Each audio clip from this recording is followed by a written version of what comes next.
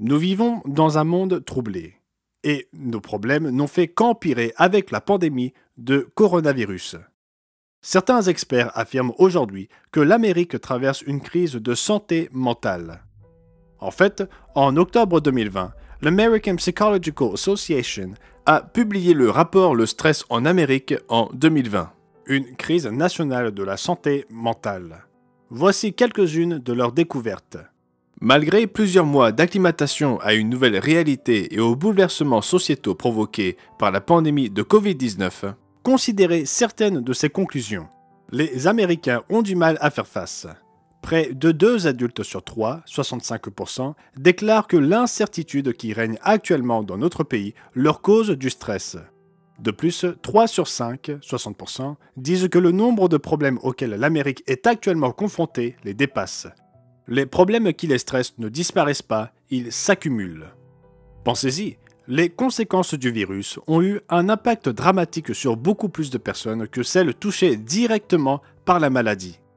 Les perturbations sociétales qu'il a causées affectent la santé mentale et émotionnelle de millions d'Américains. Et il en va de même dans de nombreux endroits du monde. Le 5 octobre 2020, l'Organisation mondiale de la santé a publié un article affirmant ceci. Le deuil, l'isolement, la perte de revenus et la peur engendrent des troubles de la santé mentale ou exacerbent ceux qui existent déjà. La pandémie accroît la demande de services de santé mentale. Comment pouvons-nous survivre aux épreuves et aux difficultés de ces temps troublés? Comment combattre l'écrasant sentiment de découragement auquel beaucoup sont confrontés aujourd'hui? Trop souvent, dans notre monde laïque, l'outil le plus important pour combattre le stress est ignoré ou carrément rejeté. Et pourtant, c'est quelque chose que nous devons tous mettre en pratique pour avoir plus de tranquillité d'esprit dans un monde en détresse. De quoi s'agit-il? De la prière sincère à Dieu. Dans l'émission d'aujourd'hui, nous expliquerons pourquoi prier le Créateur, le Dieu du ciel, est l'action la plus importante que vous puissiez entreprendre dès maintenant pour jouir davantage de la paix d'esprit dans ce monde troublé.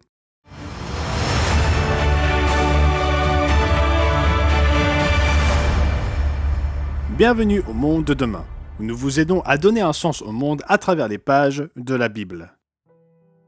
2020, c'est l'année où tout a mal tourné. Mais les problèmes de ce monde n'ont pas commencé avec la crise du Covid. Voyez le titre d'un article du Boston Globe intitulé « Cher Dieu, es-tu là?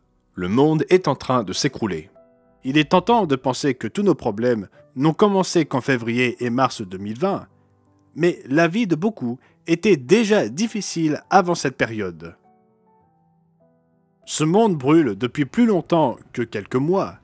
Considérez les informations du site web Global Protest Tracker. Il rapporte que depuis 2017, il y a eu une centaine de manifestations antigouvernementales majeures dans le monde.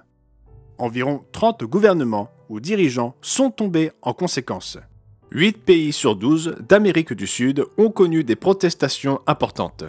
Les répressions gouvernementales les plus violentes contre les manifestants ont eu lieu en Iran, en Irak et au Nicaragua. La société dans le monde entier est en pleine convulsion. Alors, que devons-nous faire?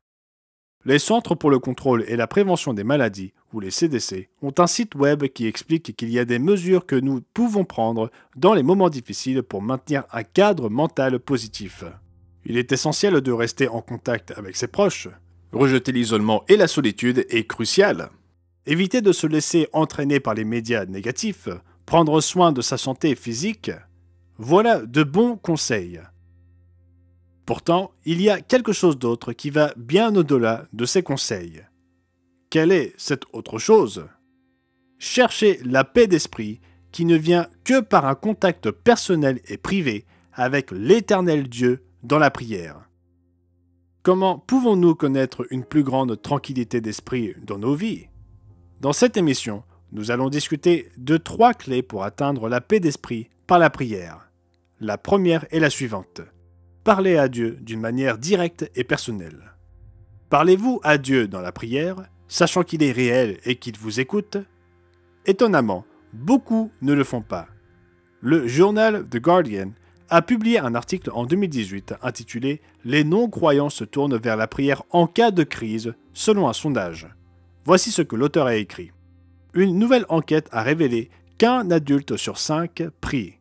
Bien qu'il dise ne pas être religieux, Henri, 64 ans, dit prier chaque soir à genoux près de son lit, bien qu'il ne soit pas religieux. Je m'inquiète beaucoup à ce sujet. S'agit-il d'une sorte de police d'assurance, d'une superstition ou de quelque chose de plus réel? Il dit n'avoir aucune idée si Dieu entend ses prières et que le fait de prier ne le fait pas se sentir mieux. Je me demande pourquoi je n'arrête pas de le faire. C'est une enquête fascinante. 20% des adultes non-croyants en Grande-Bretagne prient. Et comme Henri le mentionne, certains le font même s'ils doutent qu'un vrai Dieu soit à l'écoute. Et cela n'a aucun impact sur leur tranquillité d'esprit. Même pour ceux qui sont religieux, pour beaucoup d'entre eux, la prière a un impact limité dans leur vie. L'article poursuit en disant ceci. Un peu plus de la moitié de tous les adultes du Royaume-Uni prient, et un peu moins de la moitié de ceux qui prient disent croire que Dieu entend leurs prières. 4 sur 10 disent que cela les fait se sentir mieux. Quelle tragédie! Même les personnes religieuses qui prient n'ont pas l'assurance que Dieu les écoute. Alors pourquoi prier s'il n'y a pas de connexion et s'il n'y a pas le sentiment d'un être qui écoute et qui s'intéresse à nous? La première clé d'une prière efficace est de savoir qui nous prions. Nous ne prions pas seulement à une idée, nous ne prions pas une force supérieure ambiguë. Nous prions notre Père. Et notre Père nous voit, nous écoute, et il veut que nous le recherchions. Lorsque nous le cherchons sincèrement, nous pouvons avoir un sentiment profond de paix d'esprit qui n'existe nulle part ailleurs. Passons au chapitre 6 et au verset 31 de Matthieu où Jésus dit « Ne vous inquiétez donc point, et ne dites pas « Que mangerons-nous? Que boirons-nous? De quoi serons-nous vêtus ?» Car toutes ces choses, ce sont les païens qui les recherchent. Votre Père céleste sait que vous en avez besoin. Cherchez premièrement le royaume et la justice de Dieu, et toutes ces choses vous seront données par-dessus. Réfléchissez à ce qu'il dit. Ne nous tourmentons pas pour nos besoins quotidiens, même lorsque les temps sont durs et que les budgets sont serrés, car le Dieu que nous servons est celui qui pourvoit à tous nos besoins. Pourquoi est-il si important que nous allions à Dieu dans la prière? Parce que souvent, les choses qui nous stressent le plus sont celles que nous ne pouvons pas contrôler. Nos inquiétudes au sujet de notre travail, de notre situation financière, de notre santé ou de la façon dont nous allons mettre de la nourriture sur la table ou payer l'hypothèque. Vous êtes peut-être confronté à une situation similaire. Vous avez peut-être l'impression de vous noyer à cause des pressions que la crise actuelle fait peser sur vous. Cherchez Dieu dans la prière. Il est aussi votre Père. Son Fils est mort pour vous. Il pourvoira à vos besoins si vous le cherchez dans la prière sincère et persistante. Et dans ce processus, vous trouverez une paix d'esprit qui dépasse la compréhension humaine. La clé est de se concentrer sur lui dans la prière personnelle et privée. Jésus dit également dans Matthieu chapitre 6 et au verset 7 « Quand vous priez, pas si vous priez, mais quand vous priez, ne multipliez pas de vaines paroles comme les païens qui s'imaginent qu'à force de paroles, ils seront exaucés. » Avez-vous déjà remarqué que la première moitié de ce modèle de prière consiste à parler à Dieu, à le louer et à le remercier? Il est réel, il est bon, saint, aimant, attentif et compatissant. Il a un plan qu'il met en œuvre. Mais souvent, nos prières peuvent se résumer à une simple liste de « j'ai besoin de ceci et de cela ». Lorsque nous prions, la première chose que nous devons faire est de nous concentrer sur Dieu et sur qui il est. L'apôtre Paul écrit dans Philippiens 4 et au verset 6 « Ne vous inquiétez de rien, mais en toute chose faites connaître vos besoins à Dieu par des prières et des supplications avec des actions de grâce. » Tout commence par l'action de grâce. Notre attitude face à la prière doit commencer par la reconnaissance de qui il est et par la concentration de notre esprit sur sa volonté et non sur la nôtre. C'est le point de départ d'une véritable paix dans ce monde troublé. Et cela nous amène à la deuxième clé dont nous parlerons aujourd'hui. Demandez à Dieu de vous enseigner et de vous diriger. Cela peut sembler contre-intuitif. Lorsque nous sommes stressés, nous ne voulons pas plus de fardeau et de culpabilité. Nous ne voulons pas qu'on nous fasse sentir que nos problèmes sont de notre faute ou que nous sommes en partie responsables du stress que nous ressentons. C'est la dernière chose que nous voulons. Mais comprenez ce que je veux dire. Dieu nous a créés. Nous sommes son œuvre. Il a créé notre capacité à penser. Il nous a conçus pour avoir des relations humaines. Il nous a mis sur cette terre. Mais trop souvent, dans notre monde moderne, nous ignorons ce que Dieu dit sur la façon de vivre. Et pourtant, c'est lui qui sait le mieux comment faire fonctionner notre vie. Pourquoi ne pas lui demander de nous guider? L'apôtre Jacques écrit dans Jacques 1 et au verset 5 « Si quelqu'un d'entre vous manque de sagesse, qu'il la demande à Dieu, qui donne à tous simplement et sans reproche, et elle lui sera donnée. » Demandons-nous à Dieu de nous enseigner? Est-ce quelque chose qui fait partie de notre prière? Nous devons comprendre d'où vient la vraie sagesse. Et nous avons besoin de la sagesse qui vient de Dieu. Pourquoi la sagesse est-elle si importante? Eh bien, prenez quelques exemples. Est-il difficile de rester à l'écart des débats politiques sans fin qui sont largement futiles et qui pourtant divisent amèrement même les familles? La sagesse peut nous aider à les éviter. Lorsque nous sommes soumis à des pressions financières, combien il est facile de nous en prendre à notre conjoint pour des questions d'argent? Et pourtant, la sagesse nous aide à choisir l'amour et l'unité et à travailler ensemble pour trouver des solutions. Face au découragement et à la dépression, combien il est facile de tomber dans des comportements nuisibles, tels que l'abus d'alcool ou la consommation de drogue, la sexualité débridée ou la pornographie. Et pourtant, la sagesse de Dieu nous enseigne comment éviter ces pièges nuisibles. Elle nous montre qu'ils ne font que détruire nos relations et nous apporter la misère. La sagesse de Dieu est essentielle pour traverser les périodes difficiles de la vie et avoir la paix d'esprit. Nous en avons besoin aujourd'hui. Dans 2 Timothée 1 et au verset 6, Paul écrit également « C'est pourquoi je t'exhorte à ranimer la flamme du don de Dieu que tu as reçu par l'imposition de mes mains. » Car ce n'est pas un esprit de timidité que Dieu nous a donné, au contraire, son esprit nous remplit de force, d'amour et de sagesse. Voulez-vous un raisonnement sage? Un raisonnement sage et un don divin? Il ne vient pas des livres de psychologie ou des revues d'auto-assistance sur des techniques de relaxation. Ces choses peuvent aider, mais en fin de compte, la véritable paix d'esprit ne vient que de Dieu. Mais nous devons la lui demander. Dans Hébreux 4 et au verset 12, Paul écrit « Car la parole de Dieu est vivante et efficace, plus tranchante qu'une épée quelconque à 2 tranchants, pénétrante jusqu'à partager âme et esprit, jointure et moelle, elle juge les sentiments et les pensées du cœur. » Alors comment Dieu nous enseigne-t-il? Par sa parole, qui est ce livre, la Bible. Nous devons étudier la Bible pour trouver des réponses à nos questions sur la vie. Lorsque nous prions, nous parlons à Dieu. Lorsque nous lisons et étudions la Bible, Dieu nous parle. Si nous ne lisons pas diligemment ce livre, c'est comme si nous ne voulions que Dieu nous écoute sans vouloir en même temps entendre ses instructions. En tant que pasteur, j'ai travaillé avec des gens qui voulaient améliorer leur vie, mais qui n'étaient pas vraiment disposés à chercher des réponses dans la Bible. Leurs réponses venaient de leur propre imagination et de ce qu'ils pensaient que Dieu voulait qu'ils fassent. Mais ils n'ont pas compris que nous devons chercher les instructions divines en lisant et en écoutant ce que dit la Bible. Alors, comment obtenir une véritable paix d'esprit? En parlant sincèrement à Dieu dans la prière personnelle et en lui demandant de nous enseigner à travers sa parole. La troisième clé dont nous allons parler aujourd'hui est la suivante. Agissez en fonction de ce que Dieu vous enseigne. Le coronavirus a frappé au début de 2020. En mars, il était devenu évident pour de nombreux gouvernements du monde entier qu'il s'agirait d'une grave crise de santé publique. Le danger ne venait pas seulement du virus lui-même, mais aussi de la façon dont les gens allaient réagir au virus.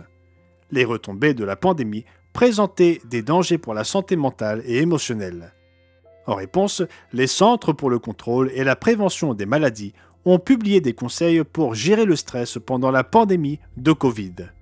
Voici quelques-unes des suggestions que les CDC ont données sur leur site web sous la rubrique « Stratégie saine pour gérer son stress ». Prenez soin de votre santé émotionnelle. Faites des pauses de regarder, de lire, d'écouter les nouvelles, y compris celles diffusées sur les réseaux sociaux. Prenez soin de votre corps. Mangez sainement, faites régulièrement de l'exercice, dormez suffisamment et parlez avec vos amis. Ce sont tous des conseils pleins de bon sens. Et il est utile de les garder à l'esprit lorsqu'on est confronté à un stress mental ou émotionnel. Mais réfléchissez-y. Comment se fait-il que nous écoutions trop souvent les experts, que nous considérons leurs conseils comme valables et que nous changeons même notre comportement en fonction de leurs conseils, mais que nous n'agissons pas selon les conseils divins? Qu'est-ce que je veux dire? Reprenons ce que Jésus dit dans Jean 13 et au verset 17. « Si vous savez ces choses, vous êtes heureux, pourvu que vous les pratiquiez. » Si Dieu nous a créés, s'il a conçu notre esprit et façonné notre être, ne pensez-vous pas qu'il a une chose ou deux à dire sur la façon dont nous devons vivre? Par exemple, prenons la question de la prière. Nous pourrions penser « oui, je devrais vraiment prier » ou « je devrais prier plus régulièrement » ou plus sérieusement. Et si je le faisais, j'arriverais probablement à mieux gérer mes problèmes. Mais la vie est occupée. Nous sommes fatigués et épuisés par le combat quotidien. Les enfants ont besoin d'être mis au lit. À la fin de la journée, nous préférons nous enfoncer dans un fauteuil et nous perdre dans un livre, regarder la télévision ou YouTube. Et le temps nous échappe. Et nous laissons tout et n'importe quoi nous empêcher de nous connecter à notre Père. Ce faisant, sans le vouloir, nous nous empêchons d'obtenir la paix mentale et émotionnelle dont nous avons vraiment besoin. La Bible est remplie de conseils sur la manière de traverser les périodes difficiles de la vie.